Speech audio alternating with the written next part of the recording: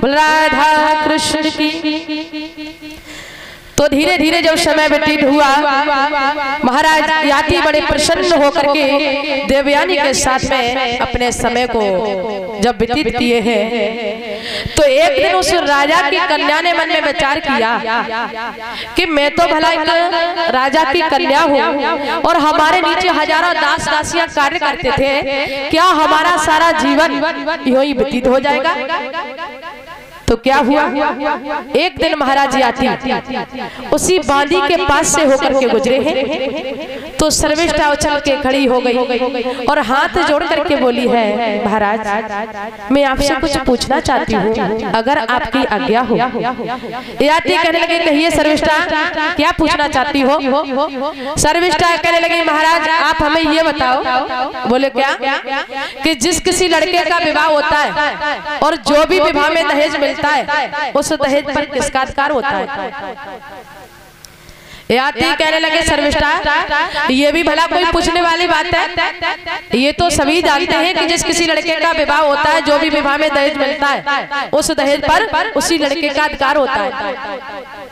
सर्विष्ठा चल के खड़ी हो गई, इसका मतलब महाराज दहेज में तो मैं भी आई हूँ, क्या आपका अधिकार मेरे ऊपर नहीं है? महाराज याति चक्कर में पड़ गए, सोचने लगे यदि मैंने अब मना कर दिया तो बहुत बड़े झूठा बन जाऊंगा। अंत में कहने का मतलब महाराज याति को उस सर्विष्ठा को, उस बांदी को रानी के रूप में रखना ही पड़ा। और महाराज जब धीरे धीरे समय व्यतीत हुआ, तो एक दिन बताया है कि जो देवयानी थे उसके सहयोग से 2 बालकों का जन्म हुआ और सर्विष्ठा के सहयोग से 3 पुत्रों का जन्म हुआ है। धीरे धीरे समय व्यतीत हुआ, एक दिन महाराज याति देवयानी के आंगन में बैठे, तो महाराज याति ने क्या देखा कि देवयानी के बालक आपस में बड़ा झंझट, बड़ा विवाद कर रहे हैं। महाराज याति ने विचार नहीं किया। महाराज याति कहने लगे, अरे देवयानी तेरे तो सिर्फ 2 ही बालक हैं और फिर भी आपस में इतनी झंझट, इतना झगड़ा करते हैं, इतना विवाद करते हैं। और देखो उस सर्विष्ठा से 3-3 बालक हैं, लेकिन आपस में कभी झगड़ा नहीं करते।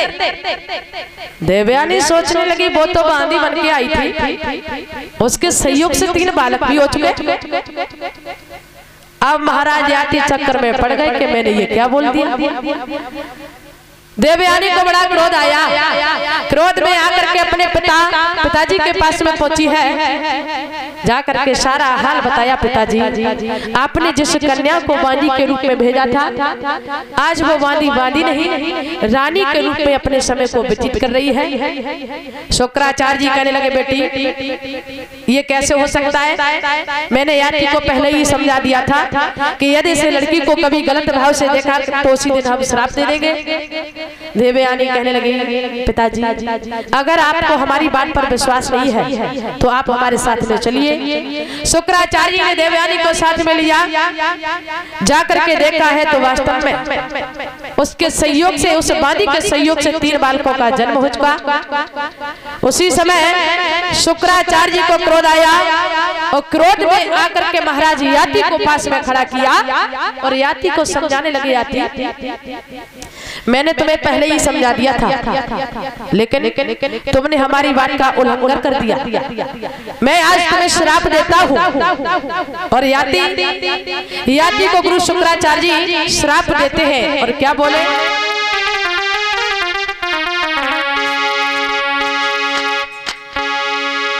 कि जिस यौवन के मध्य में तूने हर उदासी से नाता जोड़ा है, जिस यौवन के मध्य में तूने मेरे वायदे को तोड़ा है।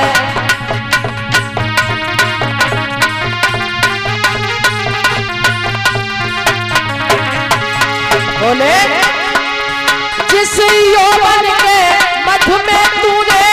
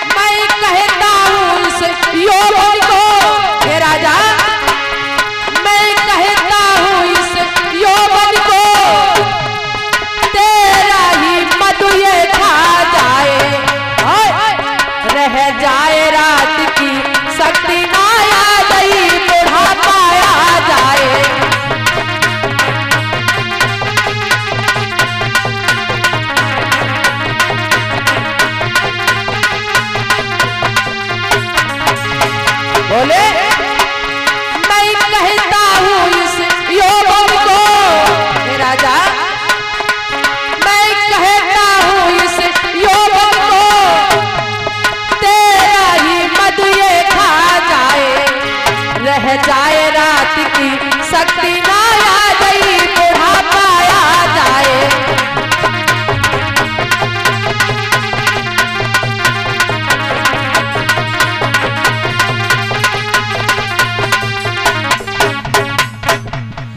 शुक्राचार्य ने याति को श्राप दिया, याति जिस यौवन के मद में आकर के तुमने एक दासी से नाता जोड़ा है, मैं तुम्हें श्राप देता हूँ कि आज ही तुम्हारे ऊपर बुढ़ापा आ जाए।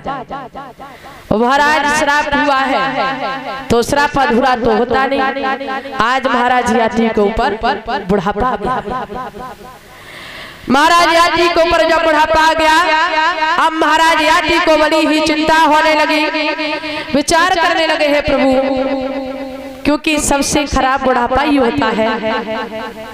महाराज याति बड़े चक्कर में पड़ गए, सोचने लगे हैं भगवान यदि इस दासी को हम रानी के रूप में नहीं रखते तो आज इतनी जल्दी बुढ़ापा तो मिलता, लेकिन इतनी जल्दी नहीं मिलता। महाराज याति बहुत परेशान है। तो श्री सुखदेव जी बोले हे राजन परिषद, आज धीरे धीरे जब समय व्यतीत हुआ तो बताया है एक दिन देवयानी ने मन में विचार किया कि मैं तो भला भी जवान हूँ और पति के ऊपर बुढ़ापा आ चुका है। तो देवयानी को थोड़ी दया आ गई। देवयानी उसी समय अपने पिताजी के पास में पहुंची और जाकर के कहने लगी, पिताजी आपने जो हमारे पति को श्राप दिया है, ऐसा करो उस श्राप को वापस कर लो। शुक्राचार्य जी मुस्कुराने लगे, कहने लगे बेटी अरे क्या कह रही हो, श्राप कभी वापस होता है? अरे बेटी इसका सिर्फ एक उपाय है, अगर तेरे महाराज को कोई अपनी जवानी दे दे और उनके बुढ़ापे को स्वीकार कर ले तो तेरे महाराज पुनः ठीक हो सकते हैं।